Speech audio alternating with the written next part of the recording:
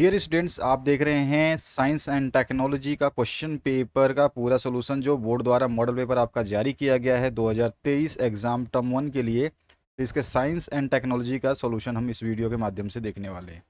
आपका other subjects जिसमें आपके हिंदी हैं, तो हमने आपका हिंदी सब्जेक्ट कंप्लीट करा दिया है। उसके अलावा आपका इंग्लिश जो है उसको भी कंप्लीट करा दिया गया है। मैथ्स जो है ये भी कंप्लीट करा दिया गया है। एसएसटी जो है ये भी कंप्लीट करा दिया गया है। अब आपका साइंस जो है इसको कंप्लीट करेंगे, हिंदी प्लस इंग्लिश वर्जन में देखेंगे इसको। तो चलिए स्टार्ट करते हैं सारे सॉल्यूशंस को। तो पहला क्वेश्चन जो है इसमें आप देख सकते हैं एमसीक्यू टाइप में सेक्शन ए में। इसमें पहला क्वेश्चन पूछा गया, process of change of solid state directly into gaseous state is called. ठोस अवस्था का सीधे गैस अवस्था में परिवर्तन जो है वो ऊर्ध्वपातन कहलाता है, सब्लिमेशन कहलाता है। तो यहाँ पे जो ए ऑप्शन है ये करेक्ट हो जाएगा आपका। इसके बाद जो नेक्स्ट क्वेश्चन है उसकी बात करते हैं। नेक्स्ट क्वेश्चन में आपसे क्या पूछा गया है, इसमें पूछा गया है what will be physical state of water at 40 degree centigrade. आप जानते ही हैं कि बॉइलिंग पॉइंट जो वाटर होता है वो 100 डिग्री सेंटीग्रेड होता है।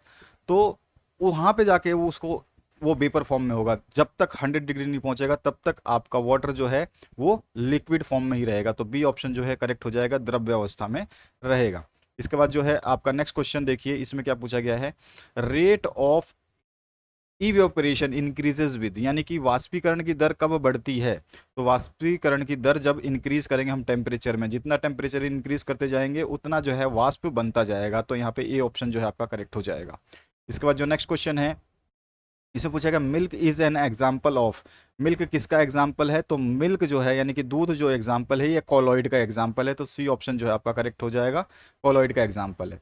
इसके बाद जो नेक्स्ट क्वेश्चन है उसकी बात करते हैं। तो नेक्स्ट क्वेश्चन में आपसे पूछा गया है which process is used to separate a mixture of two or more miscible liquids for which the difference in boiling point is less than 25 kelvin.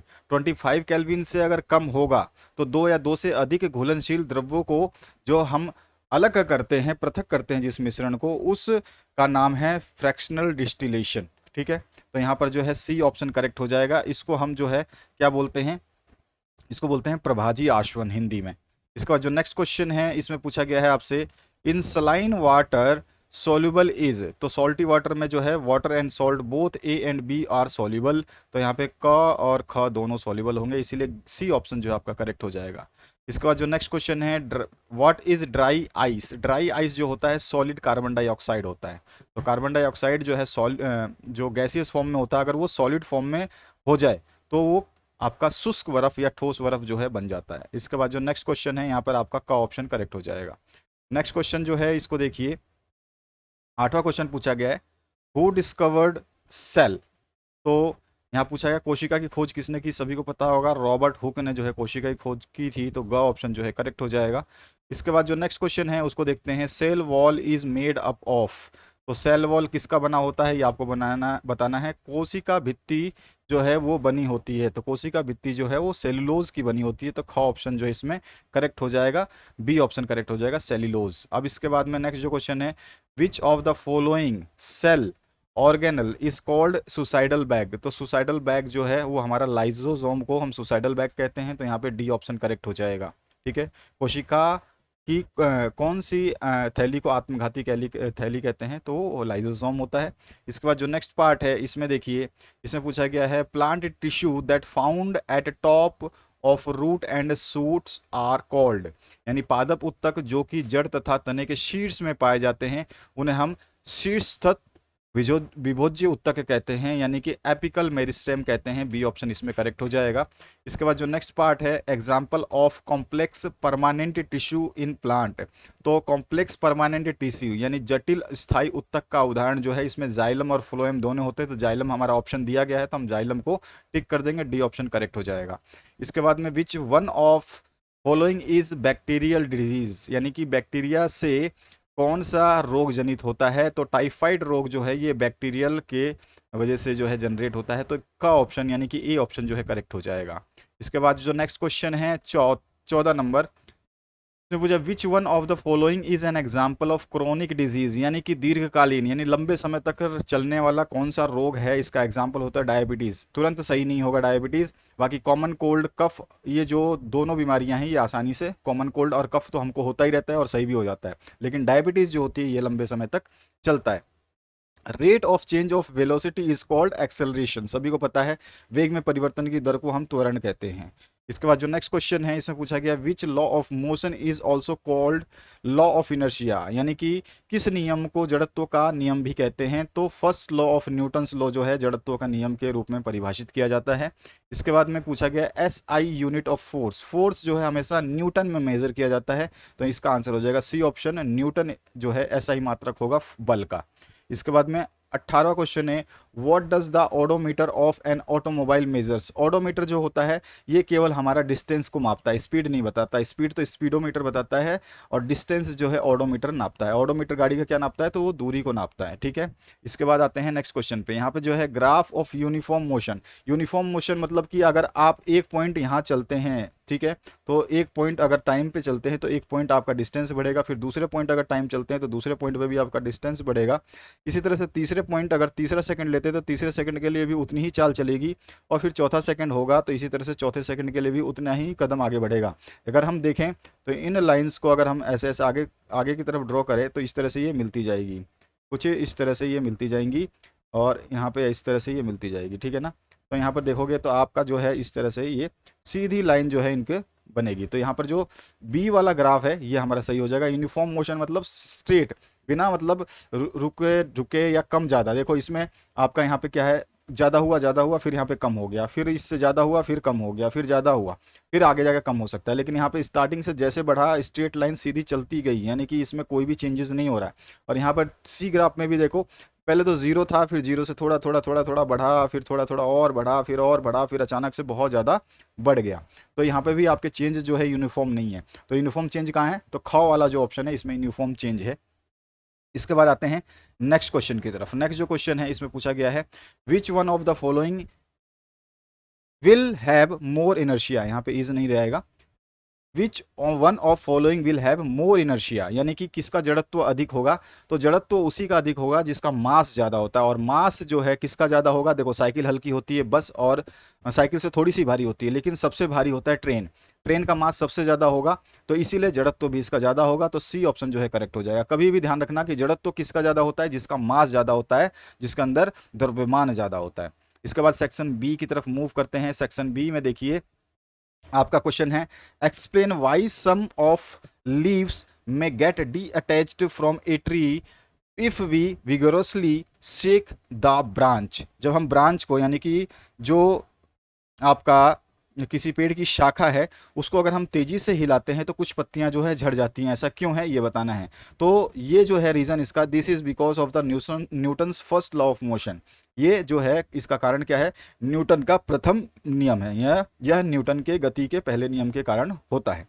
When the trees branch is shaked vigorously, the branch attain motion, but leaves stay at rest. Due to the inertia of rest, the leaves tend to remain in the position and hence detach from the tree to fall down. अगर हम बात करें इसको समझने की, जब पेड़ की शाखा को जोर से हिलाया जाता है तो शाखा जो है वो क्या करता है, ये मोशन प्राप्त कर लेता है, गति प्राप्त कर लेता है, बट लेकिन पत्तियां जो है वो क्या रहती हैं, विरामावस्था में रहती है, stay in rest due to the inertia of rest, यानी कि जो जड़त्व, विराम के जड़त्व के कारण जो है the leaves tend to remain in position, और जो है अब पत्तियां अपनी स्थिति में ही रहने की प्रवृत्ति रखती हैं, अपनी स्थिति में ही रहना चाहती हैं, एंड हैंस इसीलिए detach from the tree to fall down, इसीलिए जो है ये नीचे गिरने के लिए पेड़ से अलग हो जाती हैं। तो ये इसका आंसर हो जाएगा। इसको मैंने नीचे हिंदी में भी लिखा है, आप हिंदी में यहाँ पे पढ़ सकते हैं, मैंने हिंदी में समझा दिया आपको। दूसरा जो क्वेश्चन है इसमें 22 नंबर देखिए, चाल और वेग में आपको अंतर बताना है। तो सबसे पहले देखिए speed is distance travel by a body in A given interval of time, in A given interval of time ठीक है। और speed is a scalar quantity, ठीक है। एक चाल जो है एक निश्चित समय अंतराल में किसी बॉडी द्वारा या पिंड द्वारा तय की गई दूरी होती है। और स्पीड जो है ये एक सदिश राशि, अदिश राशि होती है, स्केलर क्वांटिटी है, तो ये एक अदिश राशि है। इसमें केवल मैग्नीट्यूड होता है, डायरेक्शन, इसमें डायरेक्शन होता है, मैग्नीट्यूड नहीं होता। और वेलोसिटी जो आप, सॉरी, इसमें डायरेक्शन नहीं होता, मैग्नीट्यूड होता है। और इसमें जो है आपका velocity is the displacement of body in given interval of time, यानी कि वेलोसिटी क्या है, डिस्प्लेसमेंट है, यानी कि वेग जो है निश्चित समय अंतराल में पिंड के द्वारा विस्थापन होता है, ठीक है ना। वेलोसिटी एक वेग एक निश्चित समय अंतराल में किसी पिंड का विस्थापन होता है। स्पीड इज ए, स्पीड नहीं है यहाँ पर आपका, यहाँ पर आपको स्पीड नहीं करना है, ये मिस्टेक है, तो इट इज लिख दो आप, it is a vector quantity, ठीक है। तो यह एक सदिश राशि है, या फिर वेलोसिटी लिख सकते हैं यहाँ पे, velocity, velocity is a vector quantity. तो यह एक सदिश राशि है। दोनों को मैंने हिंदी में यहाँ पे लिखा हुआ है, आप इसको हिंदी मीडियम वाले स्टूडेंट्स पढ़ सकते हैं। इसके बाद आ जाइए, न्यूरॉन का आपको एक डायग्राम बनाना है, बहुत ही सिंपल सा इस तरह का डायग्राम बनाना, कुछ भी नहीं करना है आपको। बीच में जो है आपका ये वाला पार्ट जो होता है ये न्यूक्लियस होता है, ठीक है, जिसको केंद्रक बोलते हैं। और इसके बाहर का जो ये रेड कलर में आप पार्ट देख रहे हैं, हल्का रेड कलर में, जो ये वाला बाहर वाला पार्ट है, ये वाला, ये पार्ट जो है आपका क्या कहलाता है, कोशिकाएं कहलाता है, ठीक है, सेल बॉडी कहलाता है। इसके बाद में जो ये पूंछ जैसी निकली हुई है, इसको दूमिका बोलते हैं, डेंड्राइट बोलते हैं। और इसके बाद में आपका जो नेक्स्ट है, इसमें एक्सोन बोलते हैं, तंत्रिकाक्ष बोलते हैं इस पॉइंट को जहां ये जुड़े हुए हैं, ठीक है।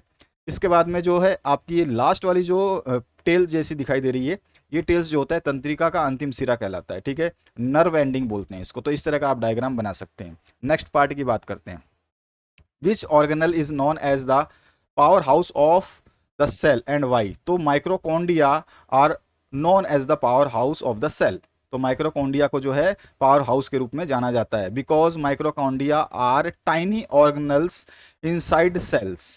क्योंकि माइक्रोकॉन्डिया जो है कोशिकाओं के अंदर छोटे छोटे अंग होते हैं, ठीक है, that are involve in releasing energy from food, जो भोजन से ऊर्जा मुक्त करने में शामिल होते हैं। This process is known as cellular respiration. और यही प्रक्रिया जो है कोशिकाएं श्वसन के रूप में भी जानी जाती है। इसीलिए जो है कोशिका का अंग जो है माइक्रोकॉन्डिया जो है वो पावर हाउस कहलाता है, ठीक है। तो यहाँ पर हमने हिंदी में भी लिख दिया, आप इसको पढ़ सकते हैं।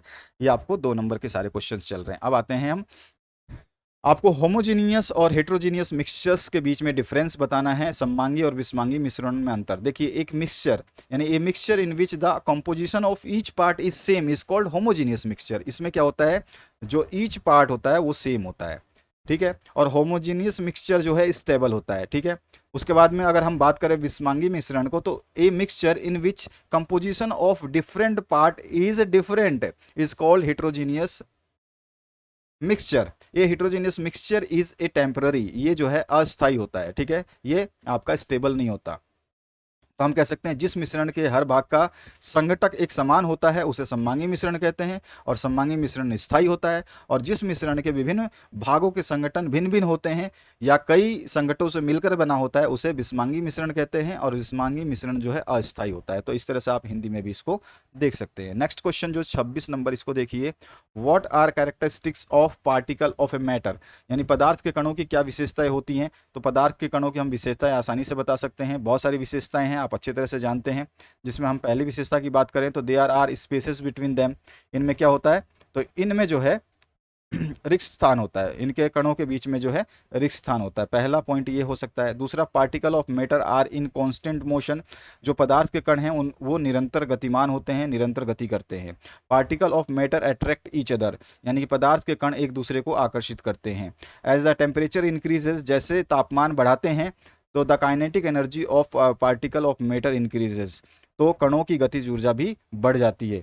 और इसके अलावा the particle of matter are too small in size to exits independently, तो पदार्थ के कण आकार में बहुत छोटे होते हैं जो स्वतंत्र रूप में मौजूद हो सकते हैं। तो इस तरह से 4-5 जो है आप आसानी से विशेषताएं बता सकते हैं। इसको मैंने हिंदी में लिखा हुआ है नीचे, आप हिंदी में भी पढ़ सकते हैं, मैंने हिंदी में आपको बता दिया। इसके बाद जो पार्ट दूसरा है आपका, यहाँ पे है, you want to wear your favorite shirt to a party but the problem is that it is still wet after wash. What steps would you take to dry it faster? आप अपनी मनपसंद की कमीज पार्टी के दौरान पहनना चाहते हैं, परंतु समस्या ये है कि धोने के बाद ये सूखी नहीं है। आप इसे जल्दी सुखाने के लिए क्या तरीके अपना सकते हैं? तो आप बहुत सारे तरीके अपना सकते हैं। अगर 2 नंबर का क्वेश्चन है तो 2 तरीके आप इसमें लिख दीजिए। पहले तरीके की बात करें तो this can be done by dry it under under fan. ठीक है, यहाँ पे ड्राई इट अंडर फैन लिखना है। ठीक है, यहाँ पे फैन रह गया है तो आप इसमें फैन जरूर इंक्लूड कर देना। फैन हेडलाइन हो जाएगा ड्राई इट अंडर फैन। तो under fan the vapour from the shirt move away with the wind. और जो है फैन के अंदर क्या होता है, फैन के साथ में क्या होता है कि पंखे से सुखाने में क्या होता है, पंखे के नीचे जो है कमीज का वाष्प जो है हवा के साथ दूर चला जाता है, move away with the wind. It increases the rate of evaporation of water. और यह जो है पानी के वाष्पीकरण को बढ़ा देता है। The washed wet dried shirt dries more quickly. और जो है ये एवेपोरेशन यानी कि वाष्पीकरण की दर को बढ़ाने की वजह से जो धुली हुई गीली कमीज है वो जल्दी से जल्दी या अधिक जल्दी सूख जाती है। तो पहला पॉइंट आप ये बता सकते हैं। अगर दूसरा पॉइंट की बात करें तो यूज हैंगर कर सकते हैं। व्हेन शर्ट इज स्प्रेड, यानी कि हैंगर में क्या हो जाता है, लटकाते हैं तो शर्ट पूरा फैला रहता है। तो जब शर्ट को फैलाया जाता है तो it has large surface area. तो इसका जो है सरफेस एरिया यानी कि जो इसका सतह है वो काफ़ी बड़ा हो जाता है। ठीक है, खुला हो जाता है, उसका सतह क्षेत्र जो है बड़ा हो जाता है। This makes the evaporation of water faster. और इससे पानी का वाष्पीकरण तेज हो जाता है। इससे जो है कमीज जो आपकी जल्दी सूख जाएगी। Due to this shirt dries up more quickly. तो यहाँ पे दूसरा पॉइंट आप ये कर सकते हैं। तीसरे पॉइंट में आप लिख सकते हैं ड्राई इट इन सन। तो क्या है कि ऑन सनी डे, आप अगर सन नहीं है तब तो ये ऑप्शंस करेंगे, लेकिन अगर सन है तो आप सन भी डाल सकते हैं, तो ये भी ऑप्शन है। Dry in sun on sunny day temperature of atmosphere is more. यानी कि जो है धूप में सुखाने वाले दिन जो है वातावरण का तापमान अधिक होता है। Therefore the rate of evaporation increases. इसलिए जो है वाष्पीकरण की दर जो है वो बढ़ जाती है। इट इज़ बिकॉज ये इसलिए होता है ऑन इंक्रीजिंग द टेम्परेचर। जो टेम्परेचर बढ़ जाती है यानी कि जब तापमान बढ़ता है, more particles of water gets enough kinetic energy to go into the vapour state. जब तापमान बढ़ता है तो पानी के अधिक कणों को वाष्प अवस्था में ले जाने के लिए पर्याप्त गतिज ऊर्जा जो है प्राप्त हो जाती है। ठीक है, इसके बाद और क्या लिख सकते हैं, the this increases the rate of evaporation. और यही जो है अत्यधिक जो है वाष्पीकरण की दर को बढ़ा देती है। और इसके अलावा अगर आप और कोई पॉइंट भी लिखना चाहते हैं तो यूज़ आयरन, यानी कि इस्त्री का प्रयोग करें। तो यहाँ पे बाय यूज़ ऑफ आयरन, जो इस्त्री का प्रयोग करने से टेम्परेचर इंक्रीजेस, जो है तापमान बढ़ जाता है। And water converts into vapour state very quickly. और जो पानी है वो बहुत जल्दी ही वाष्प अवस्था में परिवर्तित हो जाता है। इसलिए वाष्पीकरण की हेंस द रेट ऑफ एवोरेशन, जो है वाष्पीकरण की दर बढ़ जाती है। और सर्ट ड्राइज वेरी क्विकली, और सर्ट जो है बहुत जल्दी सूख जाती है। तो इस तरह से आप इन पॉइंट्स को लिख सकते हैं। आप इनमें से कोई भी 2 पॉइंट लिख देंगे अगर 2 नंबर का क्वेश्चन पूछा जा रहा है तो। यहाँ पर मैंने इसको हिंदी में लिखा है, आप हिंदी के मीडियम के स्टूडेंट्स इसको वीडियो को पॉज करके ये पॉइंट्स को पढ़ लें। 4 पॉइंट यहाँ पे मैंने दे दिया है। ठीक है, इसे पंखे के नीचे सुखाएंगे तो पंखे के नीचे क्या होगा ये भी मैंने बताया अभी आपको हिंदी में। तो इस तरह से आप इसको कर सकते हैं। Question number 28, who discovered vaccine for the first time, name 2 diseases which can be prevented by using vaccines. तो यहाँ यहाँ पर हम सीधा सीधा लिख सकते हैं, एडवर्ड जेनर ने पहली बार प्रतिरक्षी टीके की खोज की। तो जहाँ यहाँ पे सीधा सीधा लिखते हैं the vaccine discovered by Edward Jenner for the first time. फिर उसके बाद में आपको नेम लिखने हैं तो नेम, क्योंकि यहाँ पे इंग्लिश नहीं लिखा है तो इसके आप इंग्लिश लिख सकते हैं, क्योंकि 2 लाइनें हैं तो कोई दिक्कत नहीं। भूल गया मैं, इधर साइड में इंग्लिश लिखने वाला था। तो टीकाकरण के कारण जिन रोगों को रोका जा सकता है वो हो सकता है आपका चेचक और पीलिया। इसके अलावा और भी बहुत रोग है, लेकिन मैंने 2 ही लिखा है जो आसानी से याद रहे आपको। तो आप जो पोलियो और जॉन्डिस जो है इनको कर सकते हैं। उसके बाद में नेक्स्ट जो है आपका और पार्ट में जो है there are 3 solids made up of aluminium, steel and wood. यानी कि एक तो एल्युमिनियम से बना है, एक स्टील से बना है और एक वुड से बना है। सेम शेप है इनका, सेम वॉल्यूम है। Which of them has highest inertia and Y. तो कौन किसका सबसे ज़्यादा जड़त्व होगा और क्यों होगा ये आपको बताना है। इनर्शिया किस में ज़्यादा होगा, अभी अभी मैंने आपको एमसीक्यू कराया था तो बताया था कि जड़त्व किसका ज़्यादा होता है, जिसका मास ज़्यादा होगा। तो steel would have the highest inertia because steel has the highest density and hence highest mass. ठीक है, तो जिसका मास होगा उसी का, देखो एल्युमिनियम हल्की होती है, एल्युमिनियम तो आप जानते ही हो, आपने देखा भी होगा एल्युमिनियम जो होते हैं जिसके आपके खिड़कियां वगैरह बनती हैं, आपने देखा होगा। अभी फिलहाल टाइम में, पहले के टाइम में स्टील्स और आयरन के बनते थे, और वुड की भी इस खिड़कियां बनती हैं, खिड़कियां तीनों की बनती हैं, लेकिन आप जानते हो एल्युमिनियम के आपने पहले अभी तो डिश वगैरह आ गए, पहले एल्युमिनियम के जो डीडी बनाता था केवल, और आपका ये नेट वगैरह की फैसिलिटी सब जगह नहीं थी, तो हम एंटीना लगाते थे, वो एंटीना कितना सा हल्का सा होता था, तो वो भी आपका एल्युमिनियम का बनता था। स्टील जो होता है वो भारी होता है इन सभी से, आपको पता चलना चाहिए पदार्थ कौन सा भारी होता है, बस आप सीधा सीधा लिख सकते हैं स्टील में सबसे अधिक जड़त्व तो होगा, क्योंकि स्टील का घनत्व तो सबसे अधिक होता है। ठीक है, और इसीलिए इसका द्रव्यमान भी सबसे अधिक होगा। तो ये हमने बताना था कि कौन सा मेटल है, वो स्टील है, और क्यों होगा, क्योंकि उसका हाईएस्ट मास है, डेंसिटी भी ज़्यादा होती है। इसके बाद जो नेक्स्ट सेक्शन है सी, ठोस द्रव और गैस में आपको अंतर स्पष्ट करना है। तो सॉलिड, लिक्विड और गैसेज में आप कोई भी बहुत सारे अंतर बता सकते हैं, मैंने यहाँ पे बहुत सारे अंतर बता रखे हैं, तो आप इनको देख सकते हैं। इसमें देखिए आपका सीधा सीधा क्या है, स्ट्रॉन्ग इंटिकुलर इंटरमोलिकुलर फोर्स जो होता है वो सॉलिड्स में पाया जाता है। ठीक है, और इसमें जो है इंटरमोलिकुलर फोर्स जो है स्ट्रॉन्गर देन गैसेस होता है और लेस देन सॉलिड्स होता है, और गैसेस में जो है मॉलिक्यूलर फोर्स जो है पार्शियली नॉट एग्जिस्ट, इसके अंदर होते ही नहीं है। इसके बाद में अगर हम बात करें दूसरे पॉइंट की, तो सॉलिड हैव डिफाइनाइट शेप, इनका कोई ना कोई एक आकार होता है। Liquid do not have a definite shape, लेकिन जिस बर्तन में डाला जाता है उसका ये शेप ले लेते हैं, और gas do not have definite shape, और इनको किसी भी बर्तन में डालो गैस को तो उसका ये शेप नहीं लेते हैं। ठीक है, तो यहाँ पर भी ये आंसर हो जाएगा।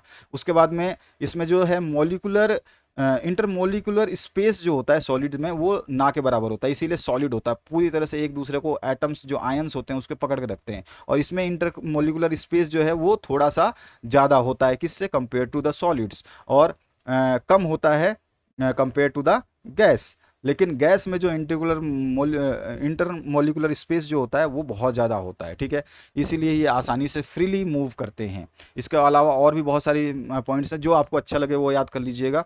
और force of attraction of molecule बहुत ज़्यादा होता है, इसमें बहुत ज़्यादा होता है, इसमें सॉलिड से कम होता है, और इसमें ना के बराबर होता है या एब्सेंट होता है। ठीक है, इसके बाद में नेक्स्ट जो क्वेश्चन है उसकी बात करते हैं। यहाँ पर जो है आपका, इसमें हम बोल सकते हैं ये इनकम्प्रेसिबल होता है, इसको कंप्रेस नहीं किया जा सकता है। ठीक है, liquids can not be compressed, इनको भी कंप्रेस नहीं किया जा सकता, लेकिन गैसेस जो है ये कंप्रेस किए जा सकते हैं। ठीक है, इसके अलावा solids have definite shape and volume, इनका डिफाइनाइट शेप एंड वॉल्यूम दोनों होता है, और इसका जो है आपका डिफाइनाइट वॉल्यूम हो सकता है, जिस बर्तन में डालोगे उसका वॉल्यूम ले लेंगे, लेकिन इसका वॉल्यूम जो है नहीं होता है। तो इस तरह से आप इनमें से कोई भी 4-5 पॉइंट आप लिख सकते हैं। हिंदी में मैंने यहाँ पे बता रखा है टेबुलर फॉर्म में।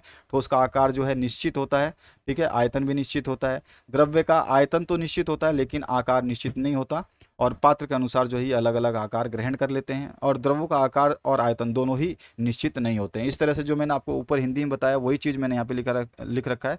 सारे पॉइंट्स को आप पढ़ सकते हैं वन बाई वन। यहाँ पे 1 2 3 4 5 6 पॉइंट है, और इसके नीचे फिर 7 और 8 और 9 पॉइंट्स है। कोई भी जो आपको ईजी लगे उनमें से कोई भी पॉइंट आप याद कर लीजिए, आपके हिसाब से जो सुविधाजनक ईजी लगता है वो याद कर सकते हैं। बहुत ईजी पॉइंट्स है, आप जिसको भी कंपेयर करेंगे आसानी से कंपेयर कर सकते हैं। इसके बाद 30 नंबर जो क्वेश्चन है, what are components of xylem and phloem. तो जाइलम के जो कंपोनेंट्स हैं वो लिख सकते हैं। मैं यहाँ पर इसको जो है इरेज कर देता हूँ क्योंकि ये आपके काम का नहीं है, तो इसको आप इरेज कर दीजिए, ये आपके काम का नहीं है। देखिए जाइलम और फ्लोएम में जो है आपका यहाँ पे होते हैं वाहिनका जिसको ट्रिड्स बोलते हैं, और वाहिकाएं होते हैं, वेसल्स होते हैं, और जाइलम जो है जाइलम तंतु होते हैं जिसको जाइलम फाइबर्स बोलते हैं, और जाइलम मृदक बोलते हैं जिसको यहाँ पर पेरेंचिमा होता है। ठीक है, तो जाइलम पेरेंचिमा हो गया आपका। और यहाँ पर जो है सीव ट्यूब्स होती हैं, चालनी नालिका बोलते हैं फ्लोएम में, और सह कोशिकाएं होते हैं, तो यहाँ कंपेनियन सेल्स होते हैं। उसके अलावा फ्लोएम तंतु बोलते हैं या फ्लोएम फाइबर बोलते हैं या बास्ट फाइबर्स बोलते हैं, ये भी इसमें प्रेजेंट होता है। तो आपका थर्ड पॉइंट इसमें ये हो गया। फोर्थ जो होता है फ्लोएम मृदक होता है, तो फ्लोएम यहाँ पर पानचिमा होता है, ये भी आपका हो जाएगा। तो यहाँ पे 4 पॉइंट्स इसके हो गए। अब इसके बाद आते हैं 31 नंबर पे। यहाँ पे है a bus decreases its speed from 80 kilometre per hour to 60 kilometre per hour in 5 seconds.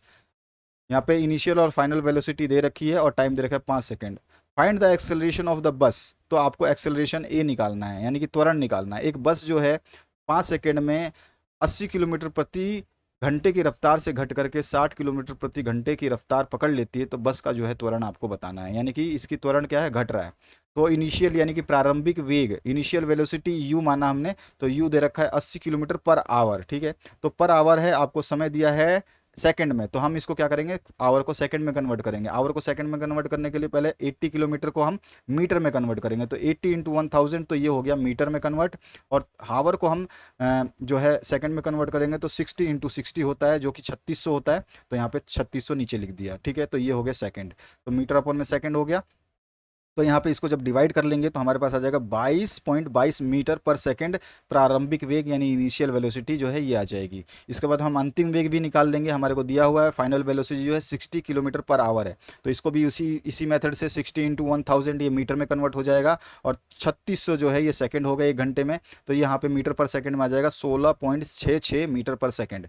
तो ये हमारे पास फाइनल और इनिशियल वेलोसिटीज़ जो है आ चुकी है। अब हमारे को त्वरण निकालना है, टाइम दे रखा है, टाइम जो है 5 सेकंड, तो इसको हम नोट कर लेंगे। अब इसके बाद हमें सीधा सीधा क्या बताना है, त्वरण बताना है। तो त्वरण बताने के लिए कोई भी इशू नहीं है, आसानी से बता सकते हैं त्वरण। तो त्वरण का एक फॉर्मूला होता है, आपको याद होगा, जिसमें हम क्या कहते हैं कि इसमें होता है आपका v equals to u plus a t, याद होगा यह फॉर्मूला आपको। तो यहाँ पर देखिए, एक्सेलरेशन यहाँ से निकालना है, तो मैं क्या करूँगा, इस u को इधर ले जाऊंगा, तो v minus u equals to a t हो जाएगा। ये मेरे को a चाहिए, ठीक है ना, a चाहिए, तो a को यहीं छोड़ दूंगा। तो यहाँ पर क्या हो जाएगा, a इजकल्स टू क्या हो जाएगा, v माइनस यू तो है ही पहले से, v माइनस यू, ठीक है, सॉरी v माइनस यू है ना, यहाँ पे v कर दो इसको, यहाँ पे इसको v कर दो, तो v माइनस यू अपॉन में यहाँ पे क्या हो जाएगा आपका ये t, क्योंकि इसके a के साथ t था, a निकालना है तो a तो यहीं छोड़ दिया, t इसको इधर ले जाएंगे तो t इसके नीचे आ जाएगा, तो v माइनस यू अपॉन में t। तो यही फॉर्मूला यहाँ पे एक्सेलरेशन का, त्वरण का जो है लिखा गया है, a equals to v minus u upon में t। v आपका अभी अभी हमने निकाला था नीचे, ये रहा v, और u हमने ऊपर निकाल लिया था 22.22, तो अपॉन में t है 5 कर देंगे। अब इसको हम इसमें से माइनस करके डिवाइड करेंगे तो आ जाएगा हमारा माइनस में 1.11 मीटर पर सेकंड स्क्वायर एक्सेलरेशन जो है आएगा इसका, ठीक है। बहुत ही सिंपल न्यूमेरिकल था, फॉर्मूला आपको याद रखना, v equals to u plus a t. यहाँ अगर a पूछेगा, इसमें से a पूछता तो भी निकाल सकते हो, t पूछता है तो भी निकाल सकते हो। अगर t पूछता तो क्या करते, तो t पूछता तो t को यहीं छोड़ देते, v हम इधर लाते तो v माइनस यू हो जाता, ठीक है, और a जो है इसके अपॉन में आ जाता, तो यहाँ से हम t निकाल सकते थे, ठीक है। यहाँ पे इसको क्रॉस कर दोगे तो t निकल जाएगा, t इधर ले जाओगे, a इधर लाओगे, और t उधर ले जाओगे, तो आपका यहाँ से t भी निकल सकता था, अगर समय पूछता तो, एक्सेलरेशन दिया होता तो। बोला कि एक्सेलरेशन जो है आपका 1.11 मीटर पर सेकंड स्क्वायर है, तो टाइम निकालो, तो टाइम भी आप इस फॉर्मूले से निकाल सकते हैं। इसके बाद आ जाइए नेक्स्ट क्वेश्चन की तरफ। सेक्शन डी में देखिए, मेक ए वेल लेवल diagram of animal cell as well as plant cell और write 3 differences between these two. इनके बीच में 3 अंतर बताने हैं। सबसे पहले मैं आपको अंतर को समझा देता हूँ। देखिए, अंतर 2 तरह से आप बता सकते हैं। देखिए, बिंदु क्या क्या है, कोशिका भित्ति पादप कोशिका में उपस्थित होती है, ठीक है, ये उपस्थित होती है, इसलिए राइट टिक किया गया है। हरित लवक भी उपस्थित होता है, और ऋतिका ये जो उपस्थित होती है बड़ी मात्रा में, बहुत ज़्यादा मात्रा में उपस्थित होती है। केंद्रक जो है परिधि की ओर होते हैं, यानी कि सरकमफेरेंस पे होते हैं, और सेंट्रोसोम जो होता है ये अनुपस्थित होता है, ठीक है, तो ये प्रेजेंट नहीं होता। अब इसके बाद आ जाइए, जंतु कोशिका में ये पॉइंट्स जो हैं होते हैं नहीं होते हैं, तो कोशिका भित्ति नहीं होती है, ठीक है। उसके बाद में हरित लवक भी इसमें नहीं होता है, प्लांट में, जंतु में, एनिमल सेल में। रिक्तिकाएं जो हैं ये अनुपस्थित होती हैं और छोटी होती हैं, ठीक है, तो ये आपका जो है नहीं होता है और छोटी होती हैं। उसके अलावा केंद्रक जो है इसमें आपका क्या होता है, आउटर सरफेस पे था, परिधि पर था, यानी कि सरकमफेरेंस पे था, इसमें मध्य में यानी सेंटर में होती है, और बहुत ज़्यादा पौधों में, जंतुओं में जो है, अधिकांश जंतुओं में जो है ये सेंटर में पाई जाती है, तो अधिकांश जंतुओं में ये मध्य में पाई जाती है, और सेंट्रोस्ट्रोम जो है इसमें उपस्थित होता है। तो ये आप इस तरह से डिफरेंसेस बता सकते हैं। एनिमल सेल और प्लांट सेल को अगर इंग्लिश में हम बात करें तो सेल वॉल इज एब्सेंट होता है, अभी बताया मैंने, अनुपस्थित होता है सेल वॉल, ठीक है, कोशिका में, जंतु कोशिका के बारे में बताया है, और प्लांट वाला जो है इधर है। तो यहाँ पर देखिए, वॉल सेल इज एब्सेंट होता है, तो यहाँ पे हम कह देंगे इसमें प्रेजेंट होता है। और इसमें जो है वोकुलस आर स्मॉलर इन साइज, इसमें है स्मॉलर, और अभी भी मैंने बताया इसमें जो है रिक्तिकाएं जो है इसमें बड़ी होती हैं, प्लांट सेल में बताया है मैंने आपको, उपस्थित होती हैं, बड़ी होती हैं। और इसके अलावा प्लेसाइड इज नॉट प्रेजेंट, तो इसमें प्लेसिड जो है वो नहीं होता है, तो प्लेसिड इसमें प्रेजेंट होता है प्लांट सेल में, तो इसमें प्रेजेंट होगा, इसमें नहीं होता है। तो इस तरह से जो है आप यहाँ पे भी आपका नहीं होता है ये प्लांट सेल में, एनिमल सेल में जो है सेल वॉल एब्सेंट होता है। तो यहाँ पे आप क्रॉस कर दीजिए, नहीं होता है, इसमें होता है। तो इस तरह से आप 3 अंतर बता सकते हैं। यहाँ पे मैंने 5 अंतर बताए हैं, आपकी मर्जी है कोई भी याद रखिए। और डायग्राम की बात करूँ तो 2 तरह के आपको डायग्राम मिलेंगे। एक तो आपको बुक में मिलेगा जो कि कुछ इस तरह का मिलेगा, तो आप चाहें तो पादप कोशिका का डायग्राम ये वाला याद कर लीजिए, तो और जंतु कोशिका का ये वाला याद कर लीजिए। तो ये काफ़ी आपके लिए हैवी हो जाएगा, इतना बड़ा डायग्राम याद करना सभी के लिए पॉसिबल नहीं है। तो आप जो ये डायग्राम अगर बना देते हैं तो आपको पूरे नंबर मिलेंगे। ये डायग्राम बनाइए, ये आपका पादप कोशिका का है, तो यहाँ पे ये प्लांट हो गया, ठीक है, और ये आपका एनिमल वाला हो गया। अब आपको करना क्या है, ये आपका एनिमल का हो गया। अब इसमें क्या चीज़ है जो आपको बता दूं, देखो इसमें कोशिका झिल्ली, ठीक है, दोनों में हो रही है, रिक्तिकाएं दोनों में है, ठीक है, केंद्रक दोनों में है, कोशिका द्रव दोनों में है, ठीक है। अब दोनों में कहाँ कहाँ है, तो यहाँ पर जो ये आउटर सेल में है ये आपका कोशिका द्रव है, इसके इधर अंदर जो ये पूरा पूरा ये सब चीज़ें दिख रही है आपको इस कलर की, ये सारी कोशिका द्रव है। इसके अलावा क्या है, आपका केंद्रक जो है, इसका केंद्रक कुछ इस तरह से आप दिखा देना, ठीक है, और इसका केंद्रक सेंटर में दिखा देना। इसके अलावा और क्या बता सकते हो, रिक्तिकाएं जो है, ये बीच वाला जो है पूरा हिस्सा ये रिक्तिकाएं हो जाएंगी। इसमें रिक्तिकाएं जो व्हाइट कलर का ये पोर्शन है ये हो जाएगा। कोशिका झिल्ली जो है बाहर की हो जाती है सरफेस, तो ये बाहर की सरफेस को आप दिखा दोगे। अब कोशिका भित्ति जो होगी, हम इसको एक थोड़ा सा एनलार्ज करके बता सकते हैं, एनलार्ज करके बता देना, ऐसे ऐसे कर देना। ये कोशिका भित्ति होती है और इसको हमने थोड़ा सा यहाँ पे बड़ा बनाया है ये वाला पीस, तो यहाँ पर जो है कोशिका झिल्ली जो है आपको देखने को मिलेगी, तो ये वाला आपका कोशिका झिल्ली हो जाएगी। इस तरह से डॉट डॉट बना देना, ठीक है। तो हरित लवक जो है इसमें ये प्रेजेंट होता है, ये सारा का सारा क्या है, हरित लवक है, यहाँ पर कर लीजिए इसको, ठीक है। ये सारा का सारा जो डॉट डॉट दिखाई दे रहा है आपको, ये हरित लवक है। तो ये आपका आंसर हो जाएगा। तो ये डायग्राम आप बनाओगे तो आपको आसान लगेगा, तो इस डायग्राम को आप ड्रॉ करना आसानी से समझ में आ जाएगा, ठीक है। तो मैं अभी जो है इसको यहाँ से थोड़े से ऑब्जेक्ट को इरेज कर देता हूँ ताकि आपको डायग्राम साफ साफ दिखे। और एक चीज़ और डिफरेंस वाली चीज़ जो मैं बताने के लिए आपको इस डायग्राम में बताऊँगा, वो चीज़ यहाँ पे देखिए। यहाँ पर जो है एनिमल सेल है और इधर है प्लांट सेल। अब एनिमल सेल और प्लांट सेल में क्या चीज़ें जो होती हैं, दोनों में होती है। तो यहाँ पे दोनों में न्यूक्लियस होता है, ठीक है, और साइटोप्लाज्म भी दोनों में होता है, सेल मेम्ब्रेन भी दोनों में होता है, और माइक्रोकांडिया भी दोनों में होती है। तो ये चीज़ें तो जो कॉमन है, जो आपके animal cell as well as आपके प्लांट सेल में जो है ये मिलती है। लेकिन जो केवल आपके प्लांट सेल में ही होता है, जो एक्स्ट्रा होती हैं, वो प्लांट सेल में क्या होता है, रिजिड सेल वॉल होती है, केवल प्लांट सेल में ही मिलेगा। और वोक्यूलो होता है, तो ये भी आपके प्लांट सेल में ही मिलता है। और ग्रीन क्लोरोप्लास्ट्स होते हैं, ये भी आपके केवल प्लांट सेल में ही मिलेगा। तो ये 3 चीज़ें जो हैं ये केवल प्लांट सेल में होती है, और यहाँ पर जो 4 चीज़ें लिखी गई हैं ये दोनों में होती हैं। तो यहाँ पर मैं आप इस तरह से भी डिफरेंस को समझ सकते हैं, तो आसानी से। और इस तरह का डायग्राम जरूर बनाना। देखो मैंने आपको सिंपल डायग्राम बताया है, ये सिंपल डायग्राम से बेहतर कुछ नहीं होगा। ये डायग्राम बनाइए आप, या फिर ये हिंदी मीडियम के स्टूडेंट्स ये वाला डायग्राम बनाइए। आगे बढ़ते हैं नेक्स्ट क्वेश्चन की तरफ, ठीक है। अगर आप बुक से बनाना चाहते हैं तो ये थोड़ा सा हैवी डायग्राम हो जाएगा, आपकी मर्जी है, आप चाहें तो ये बुक में आपके दिया हुआ है, आप ये भी बना सकते हैं। लेकिन अगर आप ऊपर वाले डायग्राम बनाएंगे तो आपके नंबर नहीं कटेंगे, पूरे नंबर उसमें मिलते हैं, क्योंकि हमने बहुत सारे टॉपर्स के जो है आंसर शीट को भी देखा है और साथ ही साथ उनको यही डायग्राम कराया भी है। इसके बाद आ जाइए नेक्स्ट क्वेश्चन पे। ये जो है आपका जब 10th क्लास में जाएंगे तब इस तरह के डायग्राम्स आपको जो है ज़्यादा बनाने पड़ेंगे, फिर भी 10th क्लास के बच्चे भी इस डायग्राम को बना सकते हैं। नेक्स्ट जो क्वेश्चन है इसमें हमारा पूछा क्या गया, एक्सप्लेन द फॉलोइंग, और गिव इन एग्जाम्पल भी आपको इसको देने हैं, ठीक है। उदाहरण के साथ में इसकी व्याख्या करनी है। एक सैचुरेटेड सॉल्यूशन है, दूसरा है आपका प्योर सब्सटेंस, और तीसरा है आपका सस्पेंशन।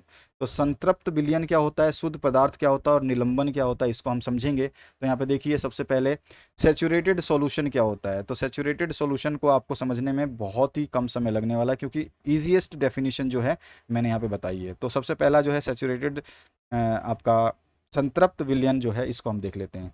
तो सैचुरेटेड सॉल्यूशन यानी संतृप्त विलयन जो होता है, a solution in which no more solute can be dissolve without rising the temperature is called saturated solution. Example दे सकते हैं 36 gram of salt in 100 gram of water, ठीक है। ये पहला आपका हो गया। यानी संतृप्त विलयन वो विलयन है जिसमें बिना ताप बढ़ाए अधिक विलय को नहीं घोल सकते, और संतृप्त विलय यही कहलाएगा, ठीक है। बिना ताप बढ़ाए इसमें जो है सॉल्यूट को मिक्स नहीं कर सकते, यानी कि विलय को मिक्स नहीं कर सकते। एग्जाम्पल के लिए 36 ग्राम जो है नमक वो 100 ग्राम पानी में घोला जाता है, तो ये आपका संतृप्त विलयन जो है हो जाता है।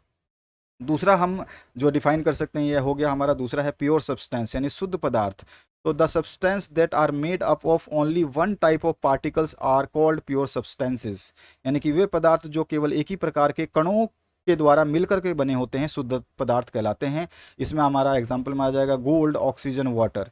ठीक है, इसके बाद आते हैं नेक्स्ट क्वेश्चन की तरफ। नेक्स्ट जो क्वेश्चन है आपका मतलब इसका सस्पेंशन को बोलते हैं निलंबन।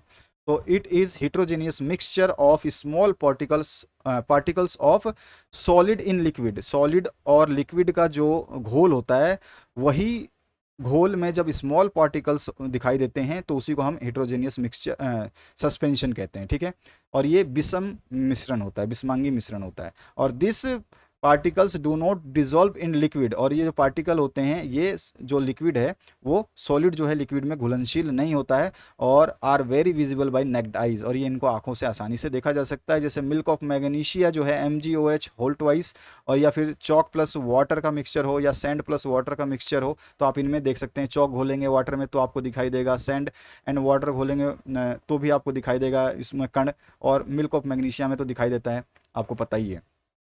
तो इसको क्या कह सकते हैं कि यह जो है आप, it is a heterogeneous mixture of small particle of solid in liquid, यानी कि यह द्रव में ठोस के छोटों कणों का एक विषम मिश्रण कहलाता है, या विषम मिश्रण होता है। और ये कण जो है नहीं घुलते हैं और आँखों से आसानी से देखे जा सकते हैं। तो इसका एग्जाम्पल जो मैंने आपको बता ही दिया, यहाँ पे हिंदी में इसका सोल्यूशन जो है मैंने आपको दिया है।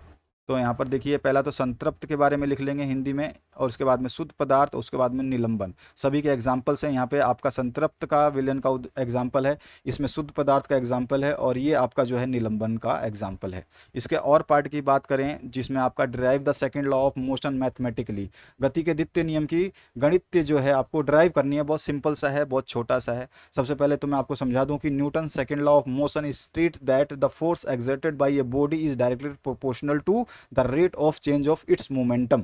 ठीक है, तो यहाँ पर जो है सिंपल सा बोला गया है कि न्यूटन के गति के दूसरे नियम के अनुसार जो है किसी पिंड द्वारा लगाया गया बल, उसके संयोग में परिवर्तन, यानी कि मोमेंटम क्या होता है, संवेग होता है, तो उसके संवेग में परिवर्तन की दर के समानुपाती होता है। ठीक है, डायरेक्टली प्रोपोर्शनल, समानुपाती होता है। अभी मैं इसको हिंदी में भी दिखा दूंगा आपको। For a body of mass, अब हम इसको ड्राइव कर रहे हैं। For a body of mass m, मान लिया कि कोई बॉडी है जिसका मास m है, उस velocity changes from u initial velocity थी, और u से चेंज होकर के v फाइनल वेलोसिटी बन जाती है इन टाइम t सेकंड में, व्हेन फोर्स f अप्लाई करते हैं। तो यहाँ पे m जो है मास है, u जो है इनिशियल वेलोसिटी है, v जो है फाइनल वेलोसिटी है, t जो है समय है, और f जो है फोर्स है, आपका बल है। हेयर द इनिशियल मोमेंटम क्या होता है आपका, आपको पता है mv होता है। तो आपका पहला जो है इनिशियल वेलोसिटी जो है, तो आपका m इंटू यू हो जाएगा, मास इंटू वेलोसिटी, और आपका फाइनल मोमेंटम क्या हो जाएगा, मास इंटू वेलोसिटी, जो फाइनल वेलोसिटी होगी वो। तो यहाँ पे इनिशियल वाला u है और फाइनल वाला v है, तो इनिशियल में u लिखेंगे और फाइनल में v। तो यहाँ पे इनिशियल और फाइनल मोमेंटम मिल गया। और अभी अभी हमने डेफिनेशन से समझा कि force is directly proportional to change in momentum per unit time. ठीक है ना, जो संवेग है, संवेग में परिवर्तन की दर के समानुपाती होता है। समानुपाती का साइन ये हो गया प्रोपोर्शनलिटी का। और चेंज इन मोमेंटम, तो चेंज इन मोमेंटम क्या होता है, फाइनल माइनस इनिशियल। तो mv जो है ये फाइनल है, तो mv माइनस mu हो जाएगा। तो mv माइनस mu कर दिया, चेंज इन मोमेंटम का फॉर्मूला क्या हो गया, mv माइनस mu अपॉन में टाइम कितना हमने लिया है, तो t लिया है, तो टाइम अपॉन में t कर दिया। तो ये हमारा force is directly proportional to mv minus mu upon में t हो गया। अब देखिए यहाँ पर क्या है, m इसमें भी है, m इसमें भी है, दोनों में से m बाहर निकाल लेता हूँ। तो m को बाहर निकाला तो हमारे पास बच गया v माइनस यू, तो v माइनस यू अपॉन में क्या था, t, तो वह अपॉन में t आ गया। अभी अभी अभी अब हमने एक न्यूमेरिकल सॉल्व किया था और ये फॉर्मूला यूज़ किया था, याद होगा आपको। अभी भी मैंने बताया था कि जो आपका v इक्वल्स टू होता है वो होता है u प्लस में at। ठीक है, तो यहाँ से अगर हम निकालते हैं a को हमें क्या निकालना है, a को निकालना है। तो a निकालते हैं तो क्या हो जाता है, तो a इक्वल्स टू क्या हो जाता है, a इक्वल्स टू हो जाता है हमारा, ये a यहीं रहेगा, तो u इधर जाएगा, तो v माइनस यू हो जाएगा, अपॉन में क्या हो जाएगा, t हो जाएगा। यही था a। अभी अभी मैंने बताया था ऊपर आपको एक न्यूमेरिकल सॉल्व कराया था, उसमें इसको बताया था कि a कैसे निकालेंगे।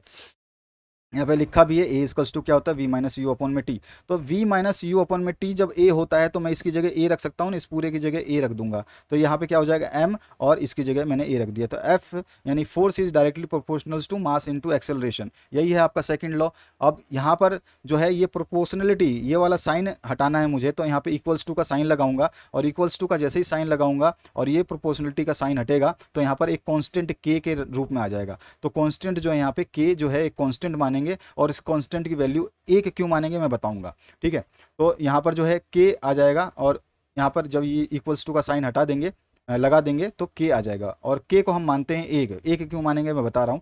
एफ इक्वल्स टू क्या फाइनल आ जाएगा एम ए। तो यही है force equals to mass into acceleration, जो आपका सेकंड लॉ बोलता है। इसी को हमें मैथमेटिकली प्रूव करना था। तो ये 4 लाइनों में आपका कंप्लीट होता है, 1 लाइन, 2 लाइन, 3 लाइन, और चौथे में तो आप ए रख दोगे तो यहाँ कंप्लीट हो गया। और के कॉन्स्टेंट इक्वल्स टू का साइन, ये प्रोपोर्शनिटी का साइन हटाओगे तो के लग जाएगा, और एम ए ऐसे ही रहेगा, यहाँ पे इक्वल का साइन आ जाएगा। के की वैल्यू 1 लेंगे, क्यों लेंगे अब मैं यहाँ पे बता देता हूँ। देखो, मान लिया कि फोर्स जो है आपका 1 न्यूटन है, ठीक है, सब कुछ एक एक ले रहा हूं।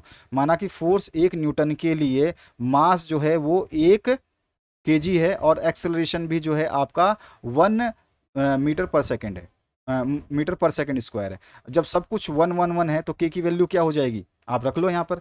अगर मैं यहाँ पे देखो एफ इक्वल्स टू के इंटू एम इंटू ए, मैंने फोर्स रखा 1, ठीक है, के छोड़ दिया, के नहीं रख रहा हूँ। मास रखा 1, और एक्सेलरेशन भी रखा 1, तो सभी को 1 से मल्टीप्लाई करो तो यहाँ पे क्या हो जाएगा, 1 बराबर के, यही हो जाएगा ना भाई। 1 इंटू के इंटू वन क्या होगा, के ही होगा, और के इक्वल्स टू क्या हो गया 1। यानी कि अगर मैं सभी चीज़ों को एक एक रखता हूँ तो के की वैल्यू क्या आ रही है 1।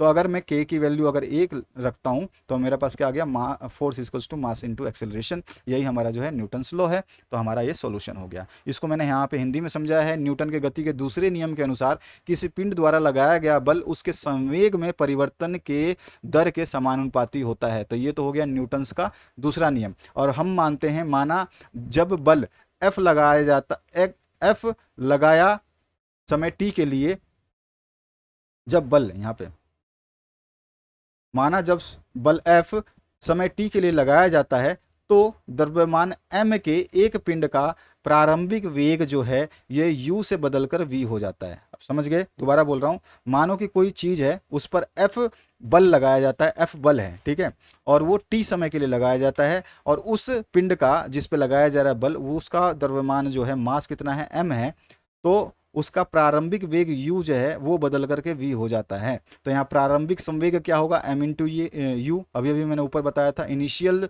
जो मोमेंटम होगा m इंटू वी होता है, तो v की जगह इनिशियल क्या है, u है, तो u लिख देंगे। और अंतिम संवेग जो है क्या है, m इंटू वी हो जाएगा। अब हमारा f इज डायरेक्टली प्रोपोर्शनल संवेग में परिवर्तन, ठीक है ना। हमारा क्या होता है, संवेग में परिवर्तन, तो संवेग में परिवर्तन क्या हो जाएगा, m v minus m u. अब बटे में समय है तो बटे में समय की जगह टी हो गया।